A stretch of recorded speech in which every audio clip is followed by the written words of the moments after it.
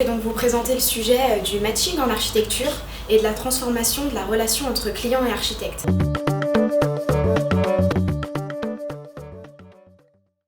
On sait que de nos jours, l'intelligence artificielle se trouve dans tous les domaines et donc particulièrement celui qui nous intéresse, l'architecture, et on la trouve aussi donc dans la conception architecturale et pourquoi pas aussi dans ce cas dans la mise en relation entre le client et l'architecte. Pour aborder ce sujet, je me suis servi de différentes plateformes qui existent sur Internet pour pouvoir... et je me suis basée sur des entretiens réalisés auprès de ces plateformes et de personnes donc, que j'ai rencontrées. De manière générale, pour présenter tout d'abord, la relation client est basée sur un principe de lien entre deux personnes. Et au tout départ, c'était un principe véritablement de bouche à oreille entre le client et l'entreprise qu'on appelait. Et cette relation vient à évoluer avec l'intelligence artificielle qui donc rajoute une notion supplémentaire entre l'employeur et le candidat, vu que par exemple, prenons un exemple sur l'intelligence artificielle qui vient impacter, vu que certains employeurs préfèrent aujourd'hui faire confiance à des algorithmes pour choisir différents candidats pour postuler à un travail qu'ils proposent. Ensuite, particulièrement si on s'attarde donc plus sur, au-delà de la mise en relation, mais plus particulièrement la question du matching en architecture, donc entre client et architecte, qui est donc la notion de matching a une idée de complémentarité et donc présente une notion de couplage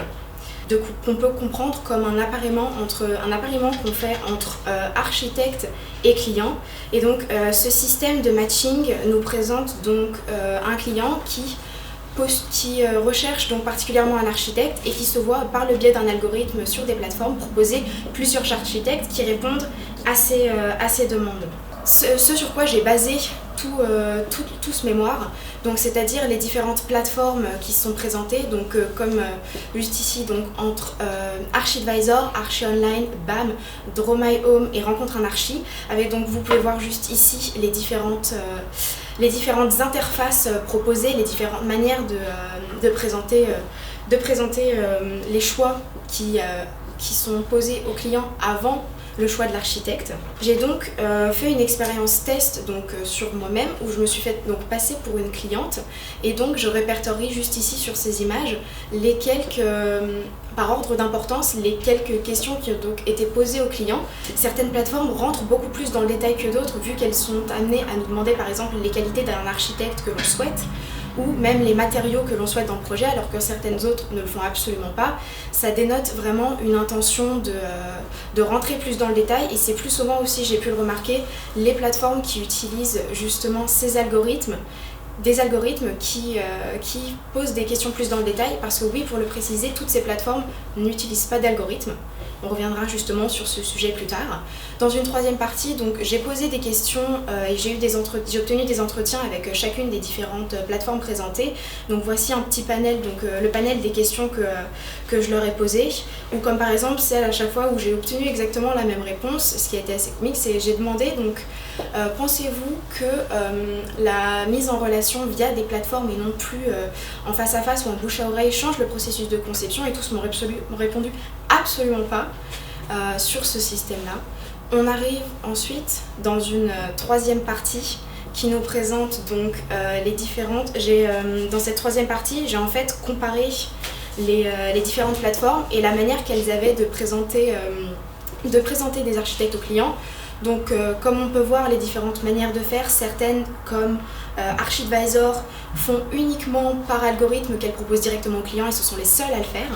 On a par exemple la plateforme BAM et la plateforme Draw My Home qui n'utilisent absolument aucun algorithme, et certaines qui préfèrent, donc les deux autres plateformes, Archi-Online et Rencontre un Archi, qui préfèrent à l'inverse passer de l'homme à l'algorithme et reviennent ensuite à l'homme pour certifier aux clients les choix qu'ils peuvent faire d'architecte. Ça nous amène donc plus et ça nous questionne sur l'aspect humain de cette relation, puisqu'on se demande comment est-ce qu'elle va être transformée par l'intelligence artificielle. Et justement, ça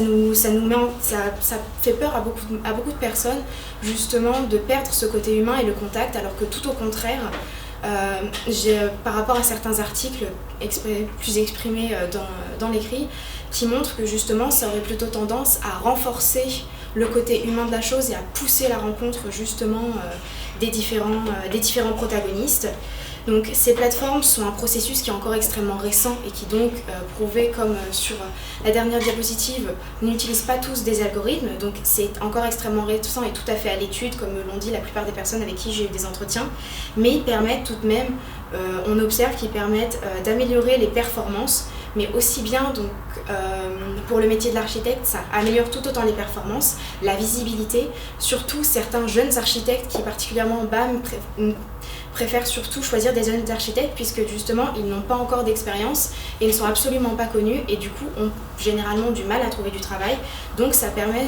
dans la profession d'augmenter la visibilité d'une profession qui jusqu'ici n'a pas forcément une très belle image auprès du public